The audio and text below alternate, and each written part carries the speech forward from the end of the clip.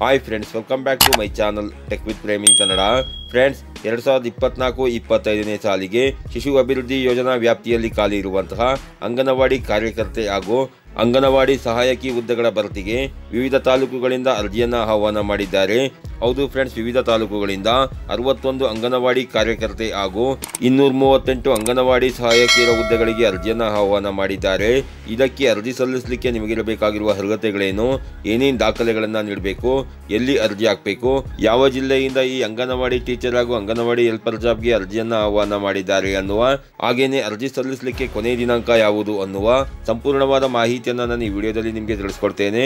ಅದಕ್ಕಿಂತ ಮುಂಚೆ ನೀವೇನಾದರೂ ನಮ್ಮ ಚಾನಲ್ಗೆ ಹೊಸಬರಾಗಿದ್ದರೆ ನಮ್ಮ ಚಾನಲ್ನ ಸಬ್ಸ್ಕ್ರೈಬ್ ಮಾಡಿಕೊಂಡು ಬೆಲ್ಲೈಕನ್ನ ಕ್ಲಿಕ್ ಮಾಡಿಕೊಡಿ ಫ್ರೆಂಡ್ಸ್. ನಾನು ಹಾಕೋ ಮುಂದಿನ ವಿಡಿಯೋದ ನೋಟಿಫಿಕೇಶನ್ ನಿಮಗೆ ಆದ ತಕ್ಷಣ ಬಂದು ಸಿಗುತ್ತೆ ಫ್ರೆಂಡ್ಸ್. ಮೊದಲನೇದಾಗಿ ಈ ಅಂಗನವಾಡಿ ಕಾರ್ಯಕರ್ತೆ ಹಾಗೂ ಅಂಗನವಾಡಿ ಸಹಾಯಕಿ ಹುದ್ದೆಗೆ ಯಾವ ಮಹಿಳೆಯರು ಅರ್ಜಿಯನ್ನು ಹಾಕಬಹುದು ಅನ್ನೋದನ್ನು ನೋಡೋದಾದ್ರೆ, ಸಾಮಾನ್ಯ ಮಹಿಳೆಯರು, ವಿಚ್ಛೇದಿತ ಮಹಿಳೆಯರು, ವಿಧವಾ ಮಹಿಳೆಯರು, ಅಂಗವಿಕಲ ಮಹಿಳೆಯರು, ಆಸಿಡ್ ದಾಳಿಗೆ ತುತ್ತಾದ ಮಹಿಳೆಯರು, ಲಿಂಗತ್ವ ಅಲ್ಪಸಂಖ್ಯಾತ ಮಹಿಳೆಯರು ಇದಕ್ಕೆ ಅರ್ಜಿಯನ್ನು ಹಾಕಬಹುದಾಗಿರುತ್ತೆ ಫ್ರೆಂಡ್ಸ್. ಹಾಗೇನೆ ಅರ್ಜಿ ಸಲ್ಲಿಸುವಂತಹ ಮಹಿಳೆಯ ವಯಸ್ಸು 19 ರಿಂದ 35 ವರ್ಷದ ಒಳಗಿರಬೇಕಾಗಿರುತ್ತೆ. ಹಾಗೇನೆ ವಿಕಲಚೇತನ ಮಹಿಳೆಯರಿಗೆ 10 ವರ್ಷಗಳ ವಯಸ್ಸಿನ ಸಡಿಲಿಕೆ ಇರುತ್ತೆ ಫ್ರೆಂಡ್ಸ್. ಹಾಗೇನೆ ಅಂಗನವಾಡಿ ಕಾರ್ಯಕರ್ತೆ ಹುದ್ದೆಗೆ ಸೆಕೆಂಡ್ PUC ನೀವು ಪಾಸ್ ಆಗಿರಬೇಕಾಗಿರುತ್ತೆ. ಅಂಗನವಾಡಿ ಸಹಾಯಕಿ ಹುದ್ದೆಗೆ 10ನೇ ತರಗತಿ ಅಥವಾ ತತ್ಸಮಾನ ತರಗತಿಯಲ್ಲಿ ನೀವು ಪಾಸ್ ಆಗಿರಬೇಕಾಗಿರುತ್ತೆ ಫ್ರೆಂಡ್ಸ್.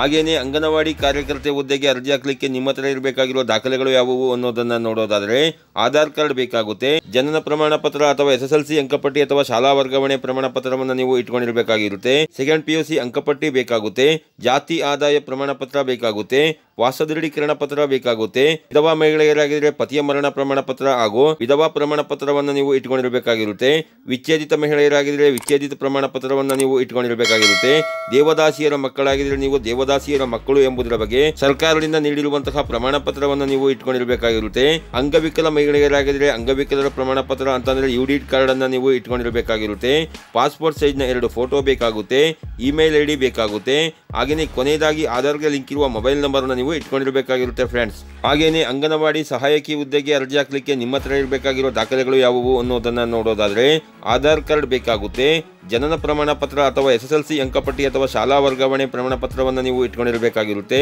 SSLC ಅಂಕಪಟ್ಟಿ ಬೇಕಾಗುತ್ತೆ, ವಾಸ ದೃಢೀಕರಣ ಪತ್ರ ಬೇಕಾಗುತ್ತೆ, ಜಾತಿ ಪ್ರಮಾಣ ಪತ್ರ ಬೇಕಾಗುತ್ತೆ, ಆದಾಯ ಪ್ರಮಾಣ ಪತ್ರ ಬೇಕಾಗುತ್ತೆ, ವಿಧವಾ ಮಹಿಳೆಯರಾಗಿದ್ದರೆ ಪತಿಯ ಮರಣ ಪ್ರಮಾಣ ಪತ್ರ ಹಾಗೂ ವಿಧವಾ ಪ್ರಮಾಣ ಪತ್ರವನ್ನು ನೀವು ಇಟ್ಕೊಂಡಿರಬೇಕಾಗಿರುತ್ತೆ, ವಿಚ್ಛೇದಿತ ಮಹಿಳೆಯರಾಗಿದ್ದರೆ ವಿಚ್ಛೇದಿತ ಪ್ರಮಾಣ ಪತ್ರವನ್ನು ನೀವು ಇಟ್ಕೊಂಡಿರಬೇಕಾಗಿರುತ್ತೆ, ದೇವದಾಸಿಯರ ಮಕ್ಕಳಾಗಿದ್ದರೆ ದೇವದಾಸಿಯರ ಮಕ್ಕಳು ಎಂಬುದರ ಬಗ್ಗೆ ಸರ್ಕಾರದಿಂದ ನೀಡಿರುವಂತಹ ಪ್ರಮಾಣ ಪತ್ರವನ್ನು ನೀವು ಇಟ್ಕೊಂಡಿರಬೇಕಾಗಿರುತ್ತೆ, ಅಂಗವಿಕಲ ಮಹಿಳೆಯರಾಗಿದ್ದರೆ ಅಂಗವಿಕಲರ ಪ್ರಮಾಣ ಪತ್ರ ಹಾಗೂ UDID ಕಾರ್ಡ್ ಅನ್ನು ನೀವು ಇಟ್ಕೊಂಡಿರಬೇಕಾಗಿರುತ್ತೆ, ಪಾಸ್ಪೋರ್ಟ್ ಸೈಜ್ನ 2 ಫೋಟೋ ಬೇಕಾಗುತ್ತೆ, ಇಮೇಲ್ ID ಬೇಕಾಗುತ್ತೆ, ಹಾಗೆಯೇ ಕೊನೆಯದಾಗಿ ಆಧಾರ್ ಕಾರ್ಡ್ಗೆ ಲಿಂಕ್ ಇರುವ ಮೊಬೈಲ್ ನಂಬರ್ ಅನ್ನು ನೀವು ಇಟ್ಕೊಂಡಿರಬೇಕಾಗಿರುತ್ತೆ ಫ್ರೆಂಡ್ಸ್.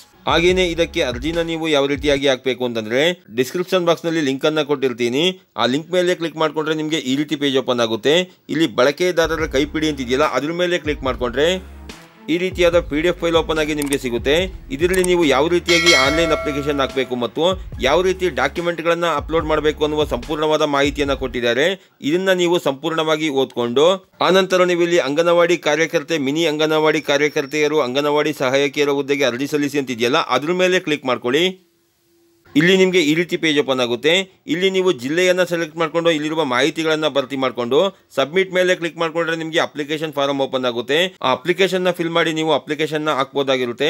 ಹಾಗೆ ಏನಾದರೂ ನಿಮಗೆ ಅಪ್ಲಿಕೇಶನ್ ಹಾಕಲಿಕ್ಕೆ ಗೊತ್ತಾಗಲಿಲ್ಲ ಅಂತಂದ್ರೆ ನಿಮ್ಮ ಹತ್ತಿರದ ಗ್ರಾಮ 1, ಕರ್ನಾಟಕ 1, ಬೆಂಗಳೂರು 1 ಸೆಂಟರ್ಗಳಲ್ಲಿ ಆಗಸ್ಟ್ 7, 2024 ಒಳಗಾಗಿ ನೀವು ಅರ್ಜಿನ ಸಲ್ಲಿಸಬಹುದಾಗಿರುತ್ತೆ ಫ್ರೆಂಡ್ಸ್. ಹಾಗೇನೆ ಯಾವ ಜಿಲ್ಲೆಯ ಯಾವ ತಾಲೂಕಿನಿಂದ ಈ ಅಂಗನವಾಡಿ ಕಾರ್ಯಕರ್ತೆ ಹಾಗೂ ಅಂಗನವಾಡಿ ಸಹಾಯಕಿ ಹುದ್ದೆಗೆ ಅರ್ಜಿಯನ್ನು ಆಹ್ವಾನ ಮಾಡಿದ್ದಾರೆ ಅನ್ನೋದನ್ನ ನೋಡೋದಾದ್ರೆ, ಕಲಬುರಗಿ ಜಿಲ್ಲೆಯ ಅಫಜಲ್ಪುರ ತಾಲೂಕಿನಲ್ಲಿ 17 ಅಂಗನವಾಡಿ ಕಾರ್ಯಕರ್ತೆ ಹಾಗೂ 25 ಸಹಾಯಕಿಯರ ಹುದ್ದೆಗಳು, ಆಳಂದ ತಾಲೂಕಿನಲ್ಲಿ 5 ಅಂಗನವಾಡಿ ಕಾರ್ಯಕರ್ತೆಯರ ಹಾಗೂ 26 ಸಹಾಯಕಿಯರ ಹುದ್ದೆಗಳು, ಚಿಂಚೋಳಿ ತಾಲೂಕಿನಲ್ಲಿ 7 ಅಂಗನವಾಡಿ ಕಾರ್ಯಕರ್ತೆಯರ ಹಾಗೂ 15 ಸಹಾಯಕಿಯರ ಹುದ್ದೆಗಳು, ಚಿತ್ತಾಪುರ ತಾಲೂಕಿನಲ್ಲಿ 10 ಅಂಗನವಾಡಿ ಸಹಾಯಕಿಯರ ಹುದ್ದೆಗಳು, ಕಲಬುರಗಿ ಗ್ರಾಮೀಣ ಯೋಜನೆಯ ವ್ಯಾಪ್ತಿಯಲ್ಲಿ 10 ಅಂಗನವಾಡಿ ಕಾರ್ಯಕರ್ತೆಯರ ಹುದ್ದೆಗಳು ಹಾಗೂ 20 ಸಹಾಯಕಿಯರ ಹುದ್ದೆಗಳು, ಕಲಬುರಗಿ ನಗರ ಯೋಜನೆ ವ್ಯಾಪ್ತಿಯಲ್ಲಿ 92 ಅಂಗನವಾಡಿ ಸಹಾಯಕಿಯರ ಹುದ್ದೆಗಳು ಹಾಗೂ ಜೇವರ್ಗಿ ತಾಲೂಕಿನಲ್ಲಿ 10 ಅಂಗನವಾಡಿ ಕಾರ್ಯಕರ್ತೆಯರ ಹಾಗೂ 20 ಸಹಾಯಕಿಯರ ಹುದ್ದೆಗಳ ಭರ್ತಿಗೆ ಅರ್ಜಿಯನ್ನು ಆಹ್ವಾನ ಮಾಡಿದ್ದಾರೆ.